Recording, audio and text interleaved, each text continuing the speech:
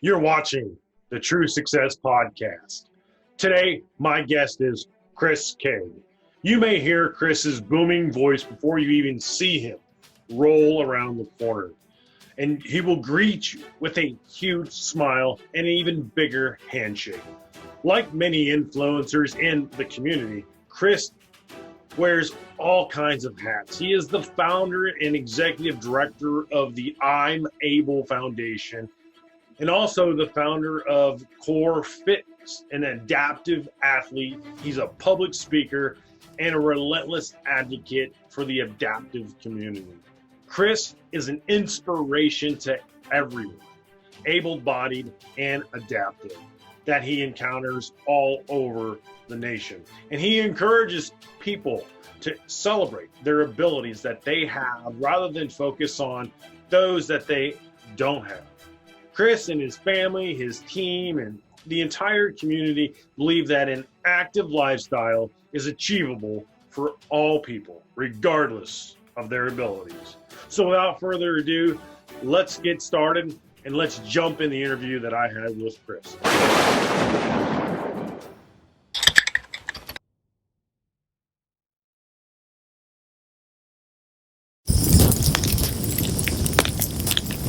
Hey, everybody, this is Kirby Ingles, and I want to introduce Chris Kaag to the podcast. And I've had the opportunity to talk to Chris before this, but Chris has been referred to me by our very first podcast guest, Ben Killoy, who is a really good friend of mine, and you may have listened to that podcast earlier. And he was one of the two people that were recommended to interview next on this podcast, the True Success Podcast. So welcome to the show, Chris, and please tell us a little bit about yourself. Oh, thank you so much for having me on. It's an honor to be invited. So just a pretty normal guy. I'm about 30. I'm 43 years old right now. Live in Wyomissing, Pennsylvania. Have a lot of great things going on with my for-profit and my nonprofit that we'll probably discuss a little bit later on. And I've been dealt with a number of challenges over my life. But this is something that I think has made me the person who I am today. So I'm sitting here, really appreciating the fact that I've been able to get to where I'm at with all the things that I've had to deal with. No, that's awesome. And I can't wait to dive into your story, Chris, because, we've talked before and it seems like a very, very powerful story. And that's why we have you here on the True Success Podcast, is because you've achieved something other than hitting the top of your industry. You've really created or had that resonating impact that has rippled across, your community. And so to begin with, just kind of tell me how, you grew up, what that was like, and that kind of environment and culture. Yeah, pretty normal childhood. Grew up in a middle-class family and, just had a normal childhood. And then, had a great family. My dad was divorced. I had numerous stepmoms and all that stuff. But I grew up around a very supporting and loving family. Yeah, it's kind of interesting because I had a similar experience, except I was on the opposite end. So I had a single mother, basically, who had several stepdads. So tell me what that was like, having several different parents involved in your lifetime. You know what? I think when you're that age, I really don't think it makes sense. My dad, he was a great guy and very supportive of all the things we did. I mean, obviously this is back in the 80s and 90s, so parenting I think was a little bit different than it is nowadays. I think parents were a little bit more hands off back then, and they sort of make you figure it the hell out. Yeah, I remember you running around as a child. My mother was so busy. Working and taking care of the younger kids that I had the opportunity to kind of run around and explore the neighborhood. And it seemed like that was my world, and I was exploring the world at the time. It was very interesting time back then. And I agree with you. In the 80s and 90s, it was pretty much a hands-off era. So being a dad now, I can't imagine my son, being on his own without me not, knowing where he's at for, 8-10 hours a day. Yeah, I know how that feels. I'm like an arm's length away from all my kids at all times. So tell me, what did you think that, when you were a kid growing up, we all have these aspirations, somebody wanted to be a hockey player. Somebody wanted to be a pianist in a symphony orchestra. or somebody wanted to be an astronaut, what was your aspirations when you were growing up? I wanted to be a U.S. Marine. Oh, that's awesome. And so that kind of leads us into what you actually did after you got out of high school. Yep. Yeah, my grandfather, my dad, my uncle were all Marines, so it was pretty much ingrained in me when I was a young kid. So probably about 7 or 8 years old is when I really started to writing letters to the commandant and practicing drill and singing cadence and stuff like that. So it was a pretty great environment to be to grow up in. My dad didn't pressure me into doing anything, but he obviously was very proud of being a Marine and would just tell us stories.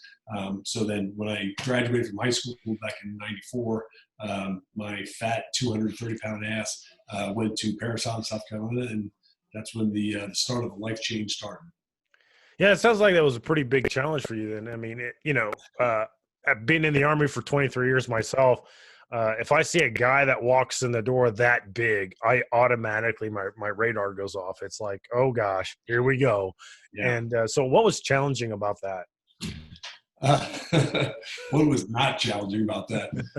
Anybody knows anything about Marine Corps boot camp in Paris Island? It's a pretty amazing place. And I was 17 years old. I did not take advantage of, getting with the pool lead program or, doing things to be able to prepare myself. I spent the summer before I went for boot camp just hanging out with my friends and seeing everybody up to college and still being a fat ass and, not really doing the things that I should have been doing. So when I got down to Paris Island, I pretty much got my ass handed to me every single day for 3 months. Yeah. So tell me, how's that impacted you personally on a different level? I mean, the impact is profound, and you know what? It was one of those things where I didn't know the impact that it was having on me at the time because I was 7 years old. All I was trying to do was just make it through and survive every day. But the life lessons that I learned, once I started to have my issues and stuff like that, again, we'll talk about those things. But it's like that's when it really started to hit me how the Marine Corps and Paris Island, in particular, really, define the way that I am going to conduct myself. Because it just gave me the ability to see my challenges and figure it out, and keep moving on with no excuses. Yeah, you talked earlier about having this family history of military legacy. It's more like, what I would consider for me, and I've had the same experience with. It's kind of like the family business. This is what you're going to do, and you're going to continue this on, and whether you do 4 years or 30 years, it's up to you, but at least you're going to participate. What other reasons other than that were there that you wanted to join the Marine Corps, and specifically the Marine Corps? I mean, the Marine Corps specifically, just because of my family, my family history. And again, my family did not pressure me. They were very, very, humble guys. And, they would just tell me stories about their experiences. Some had, my grandfather was in World War II. My uncle was in Korea, and, my dad, he didn't, serve any, wars. So it was one of those things. They just kind of, gave me their experiences, and I don't know why it really, hit me so much when I was that age. But I think it was just pretty much I looked up to my father and, wanted to emulate him. Mm-hmm. Yeah. Did they tell any stories, about their time in service? So I know some generations, they have a hard time with that. Well, my grandfather, when he went to World War II, he rarely talked about that. And I really had to poke and prod him about that. My grandma would bring out his medals and mention something or two, but I never got the full story to actually do the research on the internet to find out the true story. Yeah. It definitely was a different time frame back then. My grandfather got back from World War II, and it's a different generation. He came back and didn't tell anybody anything. Got a job, raised a family, and did all that stuff. My uncle and my dad and my other uncle, they were asking for stories all the time. He never gave it to them. And then finally, he wrote a 8-page letter, about his experiences and some of the reasons why he doesn't talk about things as much as some do. And I still have that 8-page letter. And it's a pretty remarkable story about obviously the challenges and the things that he saw in war, and the reason why he wanted to get back and pick up his life and just move on. No, that's amazing. So tell me this. So going into the Marine Corps as a big guy, and going through that experience and having read your bio, what did that you learn about yourself with this huge family legacy on your shoulders, right? And it was probably, I mean, you said it was a very, very supportive and legacy. So they encouraged you to do what you wanted to do. But, doing that and following through with that kind of that family legacy, in the condition that you're at, what did that really teach you about yourself? You know what? I learned a lot about myself. I mean, in 3 months' time, I went from 230 pounds to 180 pounds. That 3 months, again, was, some of the toughest things that I've ever done in my life. And it really taught me a lot about myself. And the biggest thing that I realized later on, it was I developed a sense of teamwork. I never dropped out of any run, no matter how much I died, no matter how bad my shins hurt, because I had shin splints that I never went to medical for and never told anybody about. But you just start to dedicate yourself to your friends and the teammates that you have, because you know what, if you fail, if you quit on yourself, they're all going to have to suffer for you. And that was the time that I started to think about them instead of myself. Awesome. No, that's great. So let me ask you this. We've all had huge influences in our life, relationships that have impacted us incredibly big. That's the problem. It's huge. And it's stuck with us for our entire lives. We've learned lessons from it. And sometimes it's just a phrase that somebody says to us. Is there anybody in your life that has impacted you in a way where it's just a micro moment of your life and it's just continued to resonate in your head, replay over and over, and it's become like a theme? Absolutely. Drill instructor Sergeant Hart. He was my drill instructor. I was a 17-year-old kid. He was one of those recruiter poster Marines, just put together. He was a force recon Marine, so he was a tough guy. He was somebody who I was not scared of him, but I mean I definitely respected him, and I definitely saw him as that that authority figure. And after I started having my problems, I really reached out to him because I feel like he changed my life. He really one moment we had our last run before or after our last PFT, and it was about a 4-mile run, and I was in the front and we were doing cadence, and finally he said, after probably about a mile, we're done calling cadence, pick it up, Kaag. And that's when we started freaking sprinting. So we had 10 platoons. We started second to last out of 10 platoons. And he basically wanted to prove that he was more badass than everybody else. So he was going to try to smoke everybody. And towards the end, it was like probably the last, half a mile or a mile. And, to be honest, I didn't know what the hell happened, but this didn't really hit me till later on. We dropped probably about 4 or 5 guys out of my platoon. And, while we were doing it, he just yelled out, "Don't quit on me, Kaag." I mean, those are 5 words that you never expect to hear a drill instructor say, because you think they don't give a shit about you. But drill instructors actually do, want to see you, succeed. And I didn't stop. When I crossed that finish line, I freaking collapsed. And, was one of those things where I didn't realize at the time what that moment, the impact that it had on me. And then, when I started having my issues and things like that, I really started to realize that was the day that I defined who I was. And drill instructor Sergeant Hart, who is now Colonel Hart, still in the Marine Corps. That's something that I tell him all the time. It's like he really redefined who I am. Yeah. So you mentioned, you really found out who you were and you kind of redefined who you were. So who do you tell yourself that you are every single day? So who is Chris? That's kind of a tough question.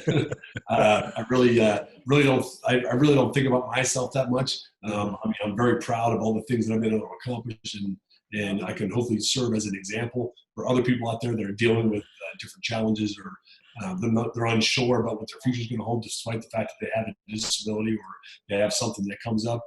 So I really feel that now I have a different mission. I'm still a Marine, and I'm proud to use that, Marine Corps experience that I had to, continue to prove to everybody that, the Marine Corps does it right.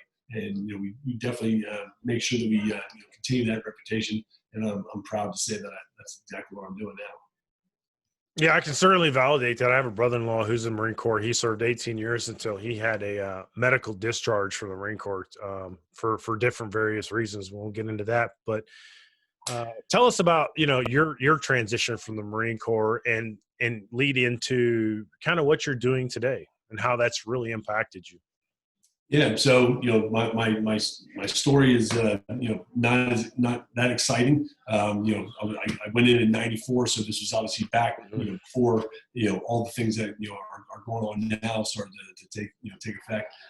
So I was 21 years old. I was overseas in Aviano, Italy, back during the support of Bosnia, and went out for a run and just noticed that my feet started to drag, and I felt weakness in my hip flexors, and I really had no idea what the hell was going on. So went and saw the doc. Doc said, keep your boot bands loose. You have some foot drop. And I knew at the time that was BS. So I waited 6 weeks, and then I went back and saw an Air Force doc. And I said that this problem is definitely not changing. It's, it's still the same. So he sent me back to the States. I spent 9 weeks at Walter Reed Hospital. I was getting spinal taps, getting blood taken every day, looked like a heroin addict. And then I was diagnosed with a degenerative nerve disease called adrenomyeloneuropathy. That was, unfortunately, a thing that was passed on by my mom, and that was triggered by a head injury I sustained while I was in. So I was right then when the doctor came up to me in the hallway of the hospital and told me this, I really was relieved. I was relieved because I knew exactly what it was that I had. And I said, okay, let's move on. And that's something that when I tell people, they always ask me if I was depressed, if I was pissed off. And to be honest, I was walking at the time. So my life was pretty much normal. I was a 21-year-old guy. The only thing I couldn't do was run. But I could still walk around. I could still do a lot of things. So it didn't really hit me until, 5 years later when I, was put in a wheelchair. Yeah. And so, I can imagine having this huge family legacy, right? And being, a very supportive family, moving, into Marine Corps and having, getting through what you did, going from 235 to 180 pounds. And all of a sudden they're like, you have to exit the Marine Corps because you have this going on. How did that affect you? Yeah, it was something that, hit me pretty hard. Well, you were talking about my family. I mean, that's one of the reasons that I think that I have the attitude that I have now, because, seeing my family and how much they supported me.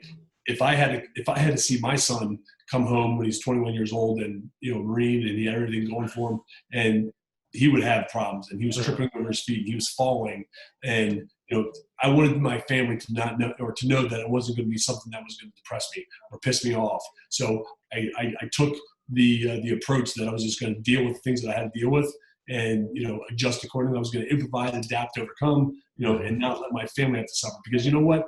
Everybody who deals with challenges, it's not only the person that's dealing with the challenge that has to suffer, it's the people around them that have to suffer. I mean, you're a dad, I'm a dad. Yeah. If I had something happen with my son, that would kill me. I mean, just to see the struggles that he had to go through or the things that he had to suffer. And I wanted to really take that away from my family. Yeah, you hit something on there pretty good. I mean, well, actually several points of view that are pretty important there. Number one, being a very healthy, supportive father figure. I didn't have that growing up, so I don't know who my biological father is. So, and that's one of the things that's very important to me in helping people moving forward, especially fatherless children, is having them, have a healthy, supportive father figure, regardless if you're a failure or whatever. I mean, we all go through failure, so that's not a big deal. But having that healthy, supportive father figure there to kind of lift you up, when you need it, and then also hold you accountable when you need to be held accountable is very important, I think. But the one thing I really do want to talk about is you said improvise, adapt, and overcome. Those are some very important things that I think all military services teach their young recruits as they go through basic training. So what are some of the other things about the military that taught you that have stayed with you throughout your life? I think it's just the camaraderie.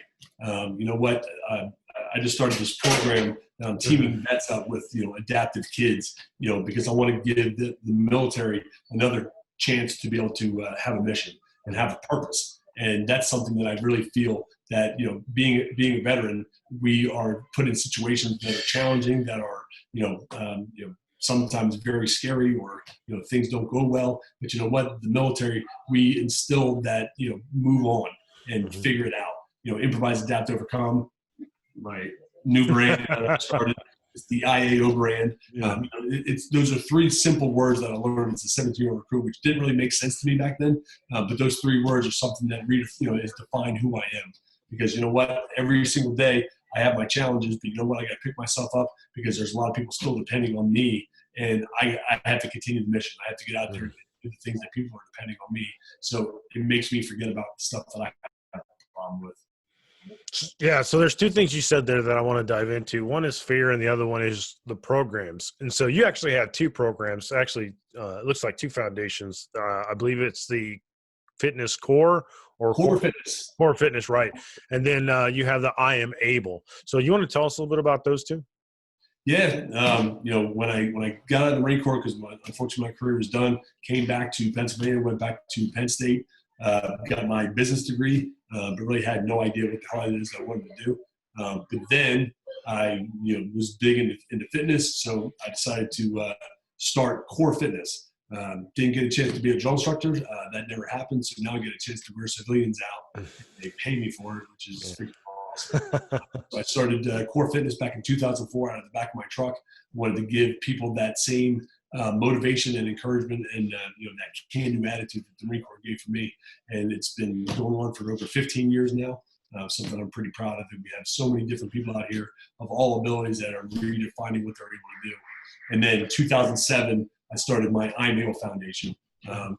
Being at Kennedy Krieger down in Baltimore, which is where I would be seen for some of the things I had to deal with my condition, I saw a lot of kids. And these kids were in hospital beds. They were in chairs. They were on breathing tubes. And that made a really big impact on me. I had my challenges, but I was 21 years old. I had a chance to live my life normal and be a Marine and do all the things that I want to do. These kids were never going to have that opportunity. And I wanted to try to find a way to give these kids a quote-unquote normal life. I wanted to get them out on a bike and let them go ride with their friends, because that's something, again, you're a dad, you know what that is. Your kids riding their bikes, doing the things that normal kids do. I wanted to give that same thing to these kids that had some disabilities. So I realized that unfortunately being disabled is not cheap, and there's a lot of parents who have a lot of things they have to deal with. They don't have sometimes the resources to spend $1,900 for their 5-year-old's hand cycle to get him out and ride. So I started the foundation with the mission to get out there and provide adaptive equipment grants, so we can give that to people, so we can take those obstacles out of their way and let them get out and be a kid. And seeing the smile on kids' faces, and now smiles on everybody's faces, it's one of those things that reminds me why I do the things that I do, because it's amazing what a simple thing of going out and riding a bike can do for somebody's life. Yeah, I can understand how important that is. I recently had an experience over the last couple of years. I worked with a court-appointed special advocates, which is an organization that commonly known as CASA.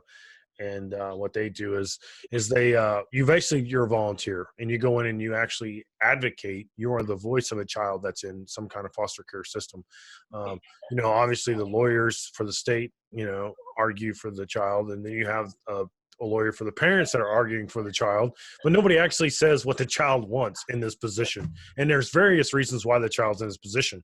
I had a couple of kids that I worked with that their mother had overdosed on opioids, and they didn't know who their father was. They were stuck with their grandparents, and they were just stuck in a system, and they were having trouble. And there were programs like yours out there for them, where they actually got to go out and learn how to fly fish and do all these things that the grandparents wouldn't have been able to do because they weren't physically able. So I know programs like yours are extremely important for our children, because there's so many kids out there that just don't have these opportunities, and people like you bring these things along because they see a need, which is really just having a huge impact, not only on our nation, but the future of our country. And in my mind, and it's guys like you who've been impacted that continue to impact later on down the road. So I just wanted to thank you for that. Thank you. Yeah, you're welcome. One of the things I'd like to ask you is because you mentioned earlier about fear and helping other people overcome fear. What's the one thing that scares you that you need to do? I got a reputation to uphold. I don't really say that I'm fearful of anything. No, I think that there's so many things that I'm trying to do, and things that I'm very unsure about, or I'm the first one to admit things that I'm not strong at, or things that I'm not able to do. So I've surrounded myself with so many amazing people, and you know what, these people definitely give me the ability to go out and do the things that I want to do. So I really, well, I think the only big fearful thing is just the safety of my family. You know, my beautiful wife, my 6-year-old son. Those are things that I definitely can say that I'm fearful of. I'm very cognizant of all the things that could possibly happen. You see the news, and that's unfortunately back in the 80s, we didn't see a whole lot of stuff. Now you see everything, and definitely put a lot of fear in you because there's a lot of stupid shit going on out there.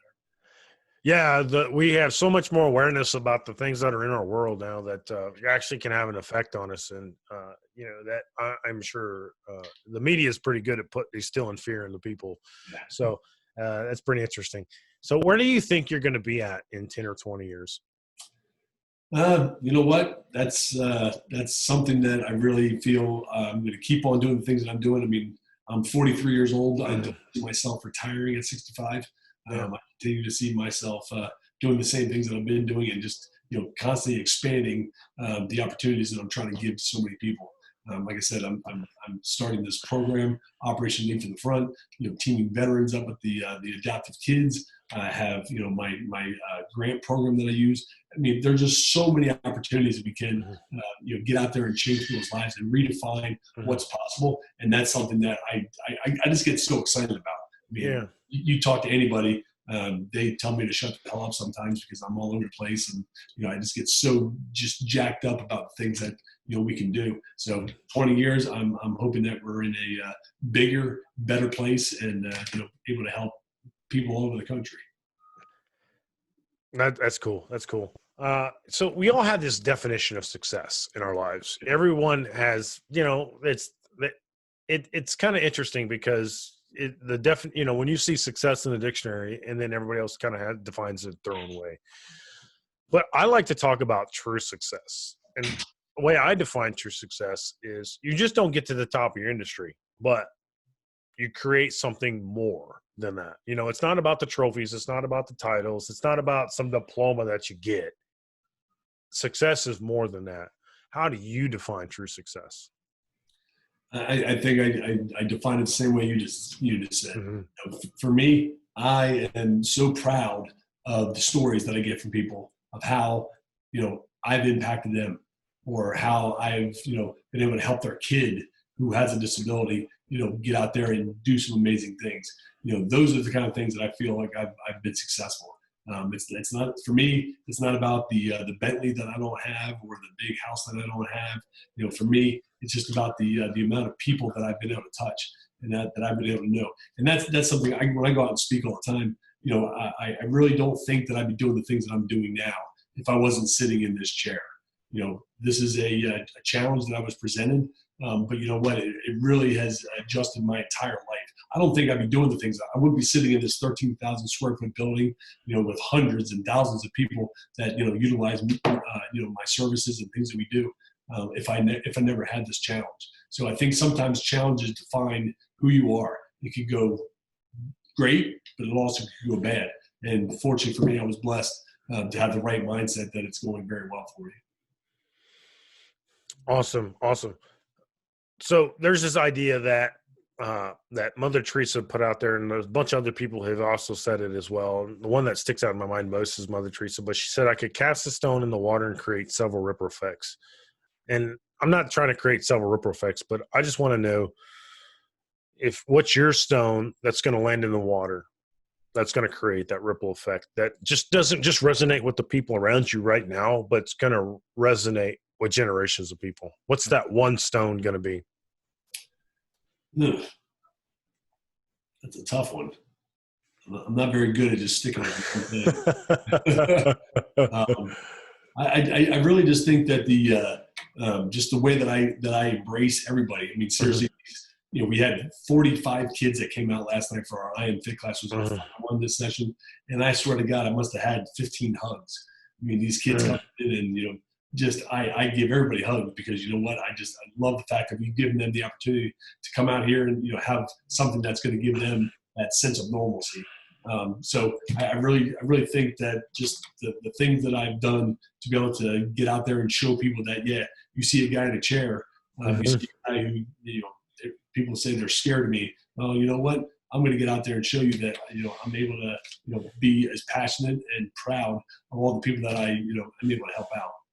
I think it's pretty rewarding for everybody. Yeah, I can see how that's rewarding. I mean, even, when people have touched my life like that, it's amazing. It's just, it just touches you in a place that very few people have gone. And I'm sure that you've done that to a lot of kids, and they're going to remember you for a very, very, very long time. Especially, the way that your family has impacted you and your military service, and how those events have impacted you for the rest of your life. Everything that you've gone through. That I can't remember the sergeant's name that you mentioned. Sergeant Hart. Yeah, Sergeant Hart, who became eventually Colonel Hart, right? Yes, so that says a lot. He went from being a sergeant to a colonel in the Marine Corps. So he did that shift and transition himself, and so he's probably impacted hundreds of thousands of people. I mean, absolutely. Leading, probably brigades. I guess they call them brigades in the Marine Corps, right? Negative. No, what do they call them? Regiments? What do they call them? Platoons, battalions. Yeah. Companies. Okay. Yeah, battalions. Okay. But yeah, I'm sure he's impacted hundreds of thousands of people already. So not only you, and you transpired out of that, and you're, creating that same impact. So it continues to ripple and resonate. So tell me, if there's anything else that you would like to leave us that we haven't heard already, or I haven't asked you, that you would like to send out there to try and help impact other people's lives now. Yeah, I'll tell you what. I'd love for anybody to check out, my I Am Able Foundation. It's the letter I, the letter M, ablefoundation.org. And again, if there's any veterans out there, we have this new program called Operation Lead from the Front. If you're around the Pennsylvania area, for right now, because we're going to eventually take this across the country, and I think that there's thousands of veterans out there that can benefit from this program, as well as the adaptive population that are in different communities. So if anybody's out there in Pennsylvania, come out and visit us, and I would love to show you what we got for you. And then my for-profit, Core Fitness, it's a CORPS, like Marine Corps, fitness.net. And again, this is a gym, but we provide opportunities for everybody. Doesn't matter if you have no legs, no hands, you're paralyzed, you have a neurological disorder, you're going to come in here and you're going to work out with everybody else, because I adapt everybody's workouts, and I get so excited to be able to include everybody in this place to make sure that everybody gets something out of it. That's awesome, Chris. Thanks for sharing that. And do you have a particular website or Facebook page or something where we can all connect with you with? Well, my name is Chris Kaag, ChrisKaag. I'm on Facebook, Instagram, and then both my companies, I Am Able and Core Fitness, are on both those platforms as well. All right. Thanks, Chris. I appreciate you coming on the show and sharing all that information and sharing your story with us. And I know that you will be that stone that hits the water and creates a ripple effect that resonates with so many children and so many other people across the nation. So thank you very much for everything that you do. Well, Gary, thank you so much for having me on. It's been a pleasure. Thank you, Chris. Yeah.